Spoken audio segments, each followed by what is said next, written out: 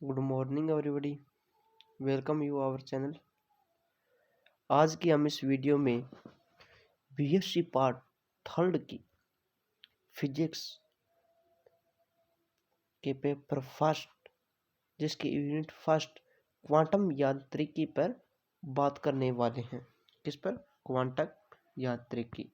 ठीक है, तो इस यूनिट को मैं शुरू करने से पहले आपको बता दूं कि इस चैनल पर आपको बीएससी पार्ट्स फर्स्ट, सेकंड और थर्ड के पीसीएम के जो वीडियो है वो अपलोड करवाने की सुविधा दी जाएगी।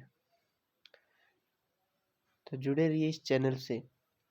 और अभी आपको जो बीएससी सेकंड की केमिस्ट्री की इसमें प्लेलिस्ट अपलोड कर दी गई है, जिसके अंदर दो यूनिट करवा दी गई है, कुछ चल रही है, तो उन्हें देख सकते हो। बीएससी फर्स्ट के आपको नोट्स प्रोवाइड करवाने की कोशिश करेंगे, साथ में आपकी क्लासों का भी अपलोड करने की कोशिश करेंगे। तो चलिए अपन करते हैं क्वांटम यांत्रिकी। इसके अंदर सर्वप्रथम अपने पढ़ने वाले हैं वो क्या है? हाइजेनबर्ग की अनिश्चितता का सिद्धांत। हाइजेनबर्ग का क्या भाई? का अनिश्चितता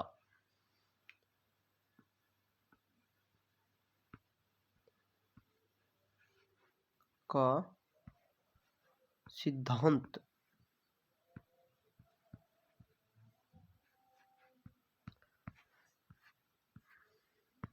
ये जो हाइजेनबर्ग का अनिश्चितता का सिद्धांत है, ये क्या कहता है भाई?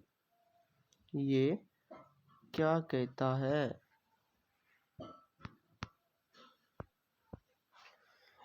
ये कहता है कि हम किसी कण की जो स्थिति है और जो संवेग है, कौन कौन भाई? ये दो चीज याद रखनी है आपको, स्थिति और संवेग। ठीक है, हम किसी कण की स्थिति व संवेग दोनों को अपन एक साथ यथार्थपूर्वक ज्ञात नहीं कर सकते, क्योंकि अगर हम स्थिति को यथार्थपूर्वक ज्ञात करने की कोशिश करेंगे तो संवेग में त्रुटि मिलेगी, और संवेग को ज्ञात करने की कोशिश करेंगे तो किस में त्रुटि मिलेगी? स्थिति में। यानी हम स्थिति व संवेग का दोनों का एक साथ जो है ना पूर्ण रूप से या यथार्थ पूर्व से निर्धारित नहीं कर सकते, उनका निर्धारण करना नहीं होगा, अपन से निर्धारण कर नहीं सकते। ठीक है, और जो स्थिति में जो अनिश्चितता होती है वो किससे रिप्रेजेंट करते हैं हम? डेल एक्स से। और जो संवेग में होती है उसको किससे रिप्रेजेंट करते हैं? डेल पी से। यानी जो स्थिति में जो अनिश्चितता होती है उसे डेल एक्स से रिप्रेजेंट करते हैं, और जो संवेग में होती है उसको डेल पी से। हाइजेनबर्ग का अनिश्चितता सिद्धांत अपन पढ़ते आते हैं बहुत पुराने समय से। फाइनल से अपन कब 4 या 5 साल हो गए इसको एक एक को पढ़ते हुए, अब तो हमको याद हो जाना चाहिए था। ठीक है, यानी हम स्थिति व संवेग जो है उनका एक साथ क्या नहीं कर सकते? यथार्थ पूर्वक ज्ञात करना या निर्धारण करना संभव नहीं होता है। ठीक है, ठीक। तो अपन इसको क्या लिख सकते हैं? डेल एक्स और डेल पी। इस सूत्र को क्या लिख सकते हैं? Del x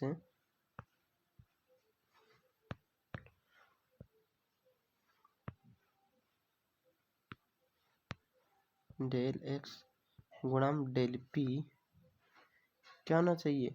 greater than and equal किससे? h अपॉन 4 पाई। ठीक है, जहाँ h की वैल्यू क्या होती है? h इज इक्वल टू 6.62, यानी 6.62 इंटू 10⁻⁻34। ठीक है,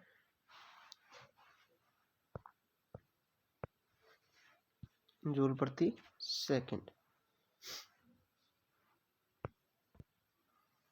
या अपन इस सूत्र को क्या लिख सकते हैं?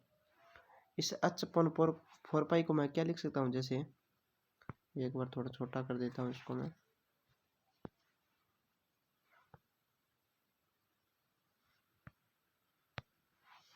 जैसे ये हो गया del X dot del P, इसको मैं less than equal H point 2 के लिख सकता हूँ, जहाँ पे एच बार ये क्या है, इक्वल टू क्या होता है, एच पॉइंट 2 पाई, ठीक है। ये जी हाइजेनबर्ग का अनिश्चितता का सिद्धांत, ठीक। आगे आते हैं हाइजेनबर्ग के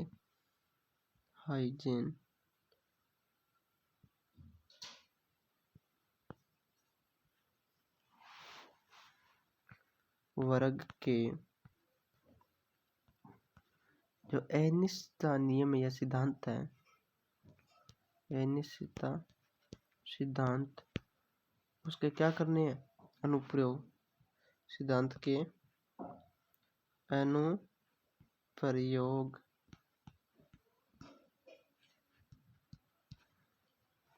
ठीक है। जो इसका पहला अनुप्रयोग है वो क्या है, पहला अनुप्रयोग है एक इम्पोर्टेंट चीज यही है, हाइजेनबर्ग के अनिश्चितता सिद्धांत है उसके अनुप्रयोग है ना, इनके अंदर से एक क्वेश्चन बनेगा, ठीक है। तो हाइजेनबर्ग के अनिश्चितता सिद्धांत, उसके अनुप्रयोग में पहला क्या, एक विमीय बॉक्स में क्या होगी कण की गति, एक विमीय बॉक्स में कण की गति, अपन इसको पढ़ने वाले हैं भाई, एक विमीय बॉक्स में कण की गति को सबसे इम्पोर्टेंट यही रहेगी। मतलब हाइजेनबर्ग के अनिश्चितता सिद्धांत में एक विमीय कण की गति और नाभिक में इलेक्ट्रॉन की अनुपस्थिति, ये सबसे इम्पोर्टेंट रहेगी, ठीक है। तो अपन एक विमीय बॉक्स में कण की गति का अध्ययन करने वाले हैं।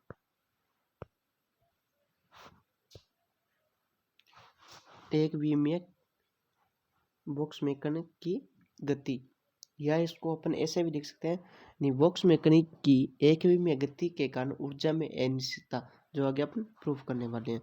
तो एक विमीय बॉक्स में कण की गति, मैंने एक बॉक्स बना दिया, ठीक है। इसमें कोई कण है जिसका द्रव्यमान m है, वो क्या कर रहा है अभी, गति कर रहा है, और उसकी जो एक विमीय बॉक्स है उसकी भुजा मैंने क्या मान ली भाई, ए है, क्या है भुजा, ए है, ठीक है। तो देखो ये एक ए विमीय बॉक्स क्या है, ए भुजा वाला, जिसके अंदर जो द्रव्यमान का कण है ना, द्रव्यमान का कण क्या कर रहा है, गति कर रहा है। तो जो कण की स्थिति है ना, उसमें अनिश्चितता किसके बराबर होगी भाई, किसके बराबर होगी, भुजा के बराबर। समझ में आया मन, क्योंकि स्थिति है, कण की क्या होगी, गति करता जाएगा, यहाँ से करेगा, यहाँ से करेगा, करता करता इस छोर पर चला जाएगा। तो इसी स्थिति में जो परिवर्तन है वो किसके बराबर होगा, एक विमीय बॉक्स की जो भुजा होगी उसके बराबर होगा। तो अपने इसे लिख देंगे चित्रानुसार, ए भुजा का एक विमीय बॉक्स है जिसके अंतर्गत या जिसमें द्रव्यमान का कण गति कर रहा है, ठीक है। तो कण की स्थिति, तो कण की स्थिति में अधिकतम अनिश्चितता क्या होगी, जो बॉक्स की लंबाई के दो या इसकी भुजा के समान होगी। तो देन क्या लिख सकता हूँ, del X is equal to क्या आ गया, ए आ गया, इसको समीकरण नंबर 1 मान लो। तो अपन आगे मैं क्या लिख देता हूँ फिर, अनिश्चितता के सिद्धांत से, अनिश्चितता के सिद्धांत से, अनिश्चितता का सिद्धांत क्या कहता है, डेल एक्स गुणा में del P is equal to del p है, सॉरी,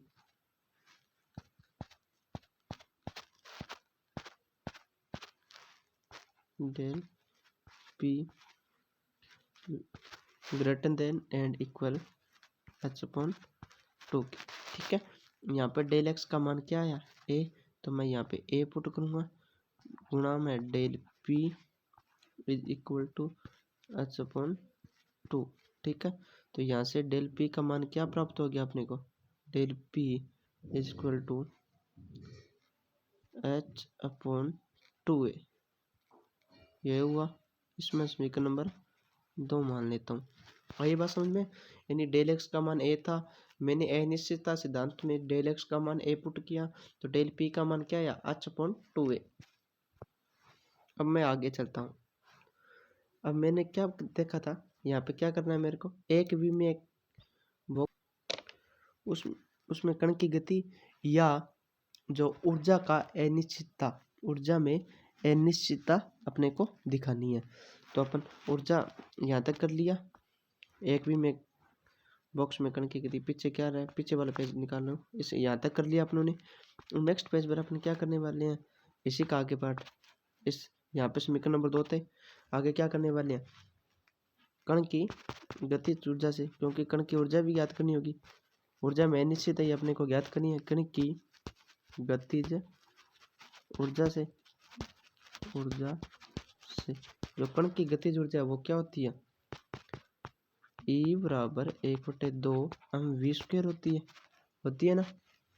तो मैं m का ऊपर व नीचे या अंश भर में क्या कर दूं, मल्टीप्लाई कर दूं। तो देखो 1/2 m v² इंटू m हो गया। इसको क्या लिख सकता हूँ, बराबर 1/2 ई के बराबर चल रहा है, ये ई गुणा m/2 अपॉन m, ये लिख सकता हूँ मैं। तो इसको मैं 1/2, हम तो आ गया नीचे, ऊपर क्या लिख सकता हूँ, हम जानते हैं क्या भाई, P इज इक्वल टू क्या होता है, एम वी होता है ना। तो एम वी की जगह ये एम वी की स्क्वायर है, यहाँ पे क्या लिख दूँ मैं, P की स्क्वायर लिख दिया। आई बात समझ में। तो P स्क्वायर अपॉन 2m आ गया अपने पास, E बराबर क्या आ गया, E बराबर P स्क्वायर अपॉन 2m, ये आ गया ना। तो अपन मैं क्या कर दूं, अब मैं देखता हूँ ऊर्जा में परिवर्तन या ऊर्जा में अनिश्चितता, डेल आ जाएगा, परिवर्तन अपने डेल से दर्शाते हैं। तो मैं क्या लिख सकता हूँ, del E is equal to क्या हो गया, डेल पी के स्क्वायर अपॉन 2m, ये बात सही है, ठीक है। अब del E is equal to del P का मान कहाँ से रखेंगे अपन, डेल पी का मान समीकरण 2 से क्या था, h अपॉन 2a, तो h अपॉन 2a बटे में क्या था, 2m था ना, सॉरी मार्कर की क्या दिखता गई,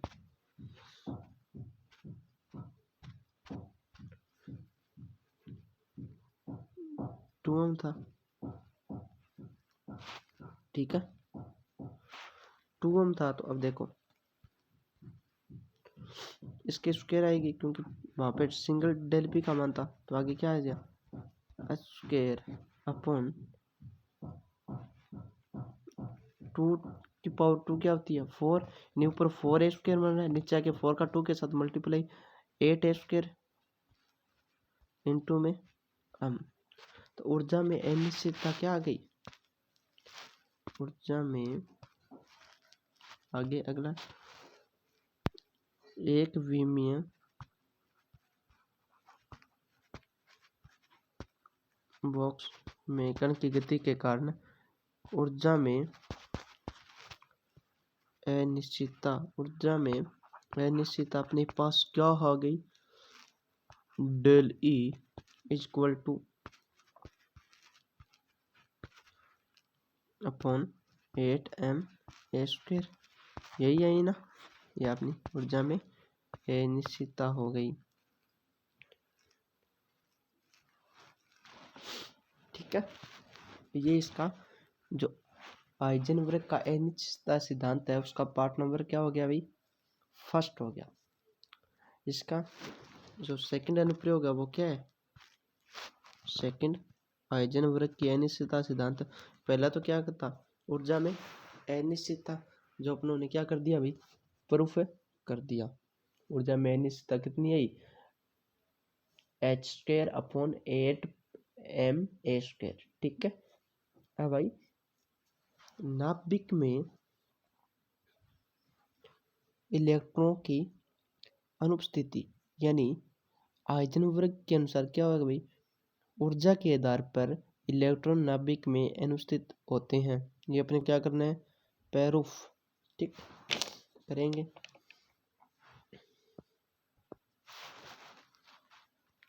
नाभिक में इलेक्ट्रॉन की अनुपस्थिति, तो अपन ये नाभिक है, इसकी त्रिज्या कितनी है भाई, आर है। क्या है, आर। तो अपन जानते हैं जो नाभिक की त्रिज्या होती है वो किस कोटि में होती है, फर्मी में। किस में होती है भाई, कंप्लीटली पहले आपको बता दूं मैं किस में होती है, एक मिनट, किस में होती है, फर्मी में। क्या होती है अभी, फर्मी में, सॉरी मार्कर की डाउट हो रही है, फर्मी में, किस में, फर्मी में। ठीक है। नाभिक की त्रिज्या फर्मी की कोटि की होती है, ये तो आपको पता ही है। और एक फर्मी इक्वल टू कितना होता है, एक फर्मी इक्वल टू क्या होता है, 10⁻⁻5 मीटर। ठीक है, आई बात समझ में, 10⁻⁻5 मीटर।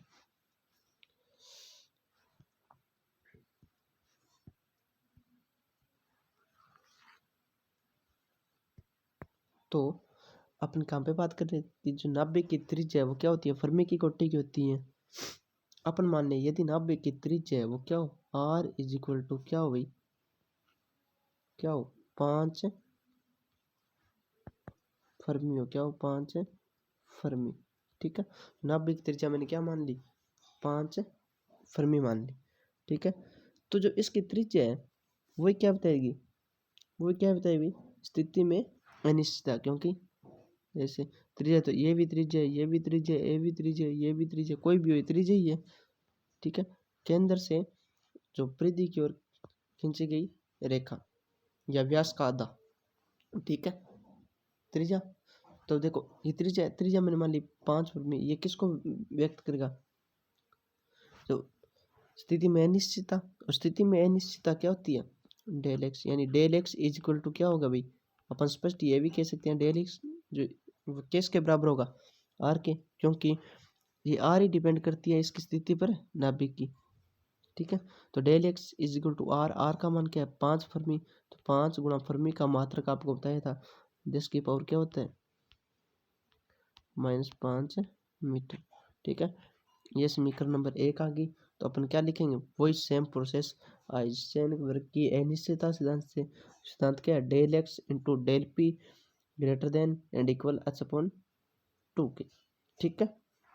तो मैंने लिख दिया del X del P greater than and equal h/2 के। ठीक है, ये लिख दिया। यानी यहाँ पे लिखेंगे हाइजेनबर्ग की अनिश्चितता सिद्धांत से, वो लिख लेना आप। ठीक है। इसको समीकरण नंबर 1 दे दिया ऊपर वाले को, इसको समीकरण 1 को इसके अंदर पुट कर दिया। तो डेल एक्स का मान ये समीकरण 1 से पुट कर दिया। पुट करने के बाद जो डेल पी है उसका मान क्या आ गया, उसका मान del P is equal to h/2 into 5 into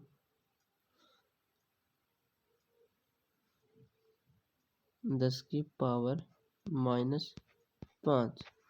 ठीक है, यही होगा 10⁻⁻5। सॉरी अपन फर्मी का क्या लिख रहे हैं, 10⁻5 नहीं 10⁻15 होता है, ये याद रखना भी। गलती से 5 लिख रहे हैं, बात ध्यान कहीं और है, 10⁻15 है भाई। ठीक है, 10⁻−15 होता है, क्योंकि यहाँ पे कैंसिल होगा। आपको वो कहाँ पे बताया था, वहाँ पे कर लेना। फर्मी का मान है ना, क्या होता है, 10⁻ -15। ठीक है, तो ये अपन ने पुट कर दिया। अब इस h का मान क्या होता है, ये आपको पीछे बताया है, शायद नहीं बताया तो लिखना h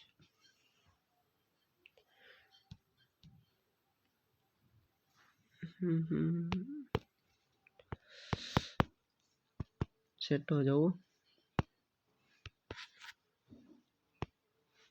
h is equal to 1.05 into 10⁻34। ठीक है, ठीक है, तो ये अपन वैल्यू पुट कर देंगे किसके अंदर, इसके अंदर, इसके अंदर करो तो क्या है,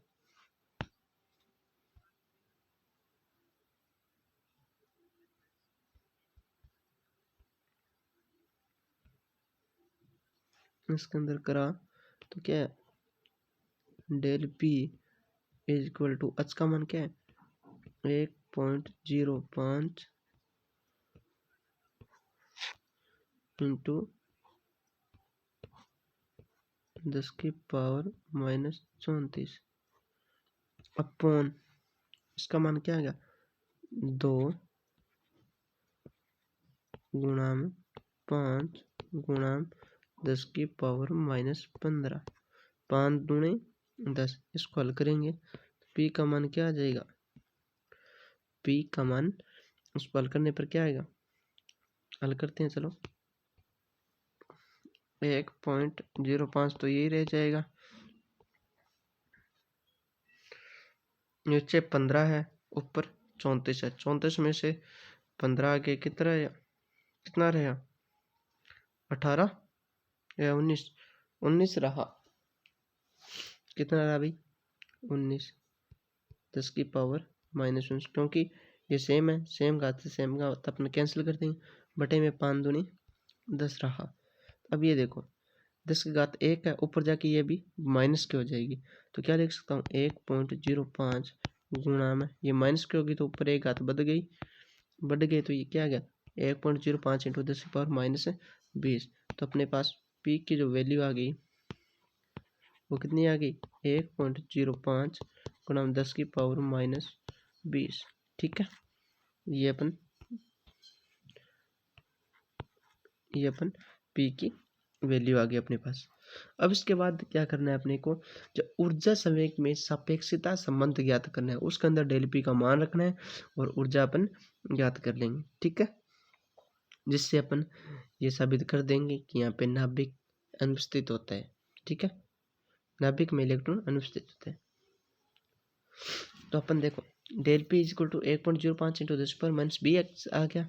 अपन क्या कहें, ऊर्जा संवेग में सापेक्षता संबंध से, ऊर्जा संवेग में जो सापेक्षता संबंध से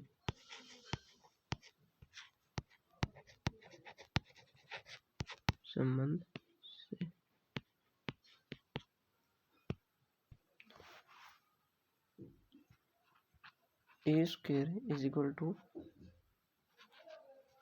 पी स्क्वायर सी स्क्वायर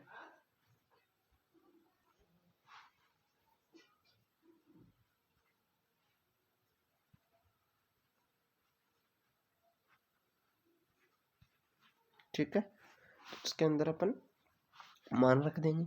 चलिए आगे, जो m0 है वो क्या होगा 0, क्योंकि ये क्या है इलेक्ट्रॉन का विराम द्रव्यमान, क्या है विराम द्रव्यमान। ठीक है, याद रखना इलेक्ट्रॉन का क्या है भी विराम द्रव्यमान, जो क्या होता है शून्य होता है, क्या होता है शून्य। तो ई स्क्वायर बराबर क्या आ गया, अब देख लो E square P square c square यही आ गया, पी स्क्वायर सी स्क्वायर। ठीक है, तो मैं क्या लिख सकता हूँ E is equal to P C लिख सकता हूँ, नहीं लिख सकता क्या, बिल्कुल लिख सकता हूँ। अब क्या करेंगे, दोनों में अनिश्चितता या अधिक लेने पर या अनिश्चितता, del E is equal to क्या आ गया डेल पी सी। ठीक है, और डेल पी का मान रखने पर, मान रखने इसके अंदर डेल पी का मान रख दीजिए, तो del E is equal to del P का मान क्या था 1.05 इंटू 10⁻⁻20 यही आया था, इंटू में सी सी सी यानी प्रकाश का, तो इसका मान क्या हो जाएगा 3 इंटू 10 क्या हो गई 8 जूल प्रति, आ गया ना 10⁸ यहाँ पे जूल। ठीक, तो del E is equals to चल जा क्या आएगा 1.05 इसको आगे हल करने पर इंटू ये क्या होगा 3 इंटू 10⁻0.5 या 54 कोई दिक्कत नहीं, 10⁻−12 क्या आएगा 12। अब 12 20 में से 8 जाने के बाद 12 ही रहता है, 10⁻−12 अपॉन 1.6 इंटू 10 क्या होता है 19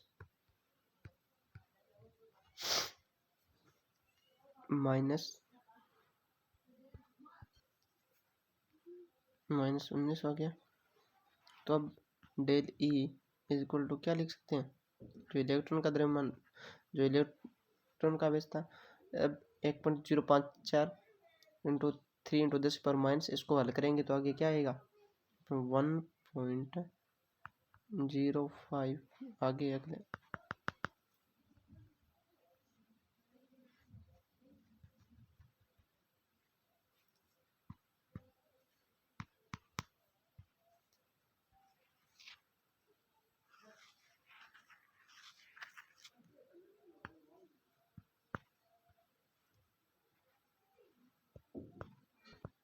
जो डेल ई का मान था वो क्या आया था 1.054 जीरो है ये 054 इंटू 3/1.6 ऊपर था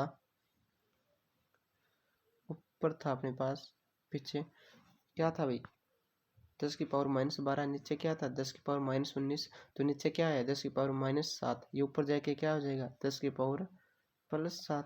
ठीक है 10⁻+7 ये इलेक्ट्रॉन वोल्ट। अब देखो del E is equals to, इसको मैं क्या लिख सकता हूँ 1.054 इंटू में 30, क्योंकि यहाँ पे 10 घात 1 मैंने यहाँ पे ले ली, तो इसे 10⁻6 बचा, इसको क्या लिख सकता हूँ मेगा इलेक्ट्रॉन वोल्ट, क्योंकि 10⁻6 क्या होता है मेगा इलेक्ट्रॉन। ठीक है, then del E is equals to, अब इसके अंदर 30 है, 30 को छोड़ो, अब इसको भाग दो, इसको भाग करके अपन 30 से गुणा करेंगे, तब ये लमसम या अप्रोक्सीमेटली या लगभग बराबर किसके आएगा 20 के, 20 मेगा इलेक्ट्रॉन वोल्ट के। ठीक है, यानी डेल ई का मान क्या है 20 मेगा इलेक्ट्रॉन वोल्ट। तब मैं क्या कह सकता हूँ कि del E is equal to 20 electron volt, ये क्या है लगभग बराबर है। ठीक है, तो अर्थात अपन क्या कह सकते हैं, अभी क्या कह सकते हैं कि जो बीटा 6 होता है ना, बीटा 6 के दौरान जो इलेक्ट्रॉन का उत्सर्जन होता है, जिसमें उनकी ऊर्जा क्या होती है 2 से 3 मेगा इलेक्ट्रॉन वोल्ट प्राप्त होती है। ठीक है, जो आइजनबर्ग है उसमें क्या है 20 मेगा इलेक्ट्रॉन वोल्ट से बहुत कम है। आइजनबर्ग क्या है 20 मेगा इलेक्ट्रॉन वोल्ट से बहुत कम है। तो अतः क्या कह सकते हैं हम, आइजन के अनुसार ऊर्जा के आधार पर इलेक्ट्रॉन नाभिक में अनुपस्थित होते हैं। समझ में आई बात, यानी इलेक्ट्रॉन है उनका उत्सर्जन तो 2 से 3 मेगा इलेक्ट्रॉन वोल्ट पर हो जाता है, और जो आइजनबर्ग से अपने प्राप्त हुई है 20 मेगा इलेक्ट्रॉन वोल्ट, उसमें तो इलेक्ट्रॉन बचना ही नहीं चाहिए, बचेगा ही नहीं। तो अपन क्या कह सकते हैं आइजन के अनुसार जो क्या हो सकते हैं ऊर्जा के आधार पर इलेक्ट्रॉन नाभिक में अनुपस्थित होते हैं, क्योंकि इसकी जो इलेक्ट्रॉन आइजनबर्ग के अनुसार उनकी जो ऊर्जा है वो क्या ही है 20 मेगा इलेक्ट्रॉन वोल्ट के लगभग बराबर। बट और जो इलेक्ट्रॉन को उत्सर्जन कहाँ से होता है, 2 से 3 मेगा इलेक्ट्रॉन वोल्टों के भी हो जाता है, तो इसके अंदर इलेक्ट्रॉन अनुपस्थित होते हैं। ठीक है, ये ना यहाँ तक, यहाँ से लेके और यहाँ तक, ये क्या है, नाभिक में इलेक्ट्रॉन की अनुपस्थिति होती है। हाइजेनबर्ग से इसका प्रूफ करना होता है। ठीक है, तो ये कितने नंबर का आएगा भाई, पक्का है ये आपकी बार एग्जाम में, नोट कर लेना। ठीक है, ये इम्पोर्टेंट है मेरी तरफ से, तो इसको जरूर पढ़ना। ठीक है, और नेक्स्ट अपन करेंगे आवर्ती दोलक की मूल अवस्था ऊर्जा, वो करने वाले हैं, जो यही है हाइजेनबर्ग सिद्धांत का अगला अनुप्रयोग, वो करने वाले अपन नेक्स्ट वीडियो में। आज के लिए बस इतना ही। यदि वीडियो अच्छी लगी हो, लाइक शेयर एंड सब्सक्राइब।